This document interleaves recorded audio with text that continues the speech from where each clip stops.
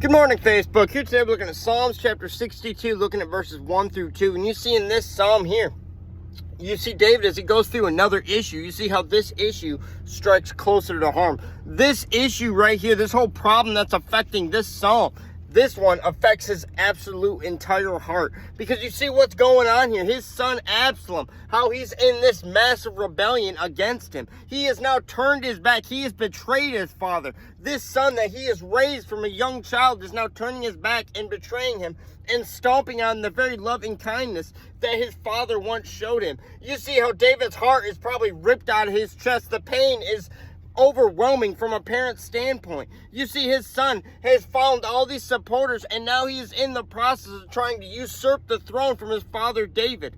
And you see the verses 1 through 2 is David's response to this whole problem, to this whole crisis, to this overwhelming pain that is affecting his heart, that from a human standpoint he would not know how to get through. But you see David, in his knowledge and the wisdom that he has acquired throughout his many years, you see this is David's response. You see in verse 1, it describes that choice.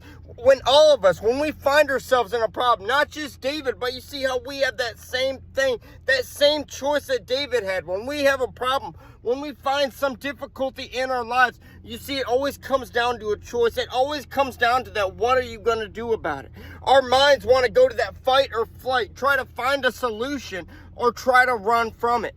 And you see what David does here. Instead of looking to a solution, instead of running away from it, instead of thinking of something that he can do in his own strength, his own experience, or even his own abilities when it comes to all these many trials of life, you see the first thing that David does, he looks up. He looks up to God and remembers how God brought him out of each and every affliction, each and every trial, each and every tribulation that he's ever been in. He remembers how God brought him through the fire all the many times of his youth. He remembers how God made him stand before that giant Goliath when everybody else in the whole nation of Israel fell before him. You see in verse 2, it shows David's confidence. David knows that despite all these overwhelming odds, despite the pain that seems unending, despite the fact that this great situation seems like it has no solution, he knows that God is his firm foundation. He knows that God will make a way. He does not need to worry. He does not need to doubt, because he knows that if God is on his side, who can be against him? And you see, us as Christians, we can have that same faith. We can have that same confidence as David. No matter what we go through today, if God be for us, then who can be against us? If God can feed the birds of the air, take care of the various sparrows, will he not do much more for us?